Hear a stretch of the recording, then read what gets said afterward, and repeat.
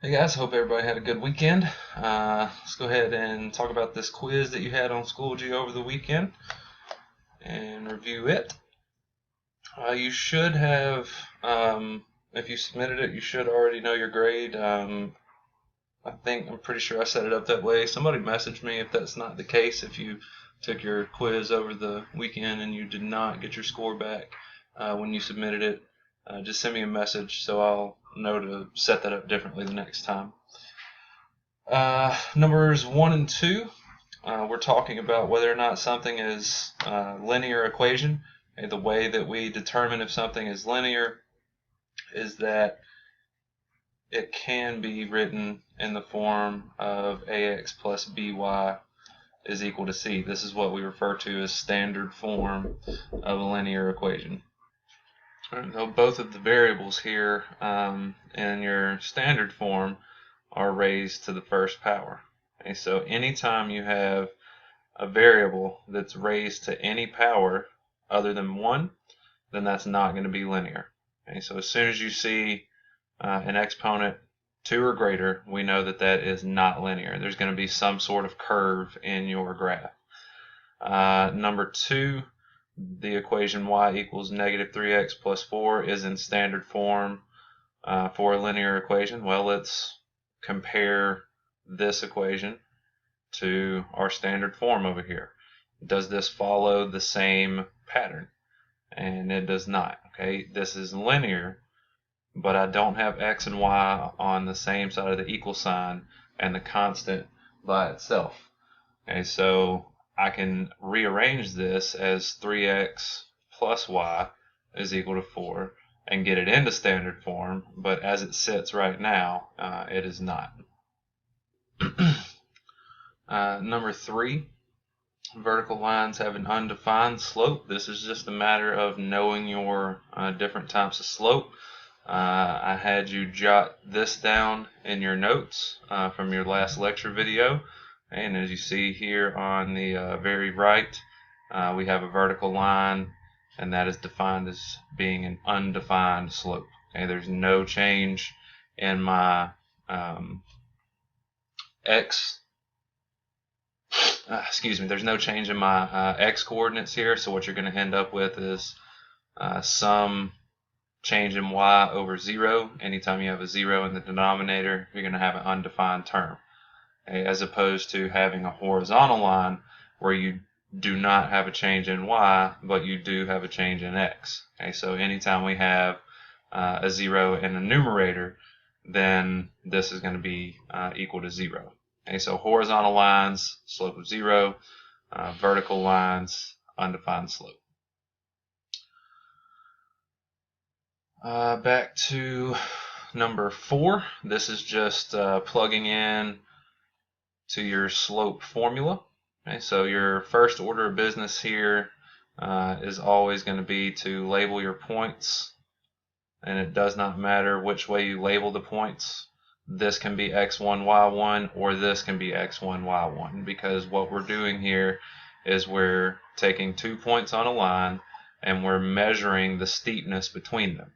Okay, so the steepness going in this direction is not going to be any different than if I measure the steepness going in that direction. Okay, so it does not matter which point is labeled as being 1 and which point is being labeled as being 0.2. As long as we get plugged into our formula correctly, we're fine. Okay, so that formula is m is equal to y2 minus y1 divided by x2 minus x1. Okay, so we're finding the change in y over the change in x. And now we're just plugging things in where they go. Okay, y2 has a value here of negative 2 minus y1 has a value of negative 12. And again, be very careful with your minuses and negatives here. Over x2, which has a value of 9, minus x1, which has a value of 4. Okay, so negative 2 minus a negative 12 is negative 2 plus 12, which gives me a positive 10, divided by 9 minus 4, which is 5. And I can reduce this to a positive 2. always, always reduce your fractions. Okay, that should not ever be a question. Okay, so your final answer here that your slope is equal to 2. Number 5, a little bit different type problem here. You are given the slope and you're given your coordinates. Well, you're given 3 out of your 4 coordinates and you're asked to find the missing one there. So we're still going to be using the slope formula, only now instead of plugging in for x1, y1, x2, y2, we're plugging in for m and then everything that we can as far as our coordinates are concerned, but we're going to be missing one of them. Okay, so start the problem out the exact same way by labeling your points. We'll do, you know what, let's do the right one, x1, y1, and the left one, x2, y2, just to show you that that'll work either way there. Okay, so now I know what the slope is, so I'm going to plug that in right here. Now we've got -4, and in this context it's a better idea to go ahead and make this a fraction because of the way that we're going to go about solving this. Okay, so go ahead and do that. Now we plug in our values for x1, y1, x2, y2. So we've got y2 has a value of 3 minus y1 has a value of 7 over x2 has a value of 2 minus minus x1, which has a value of r. Alright, we can combine some like terms here in the numerator, so go ahead and do that. That's going to leave you with -4 over 1 is equal to -4 over 2 minus r. Now what I'm left with is a proportion. I have one ratio or fraction set equal to another ratio or fraction. The way that we solve a proportion is to cross multiply and set those cross products equal to one another. So I've got a -4 times 2 minus r, which is going to look like this. And then I'm going to set that equal to my other cross product. 1 times -4 is -4. And now at this point it's just a fairly straightforward solve the equation for the variable. Okay, so distribute your -4 and get -8 plus 4r is equal to -4. Isolate your variable here by adding 8 to both sides.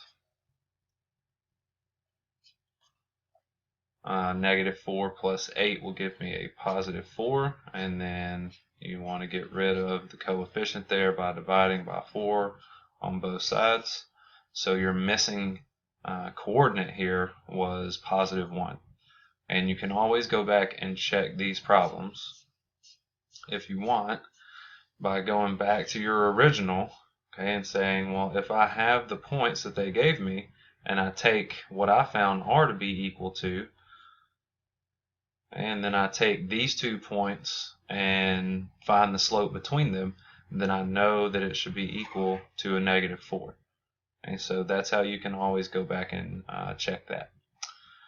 So if you still have any questions left after this video review of your quiz, please feel free to message me here on Schoology or send me an email if you prefer to do that.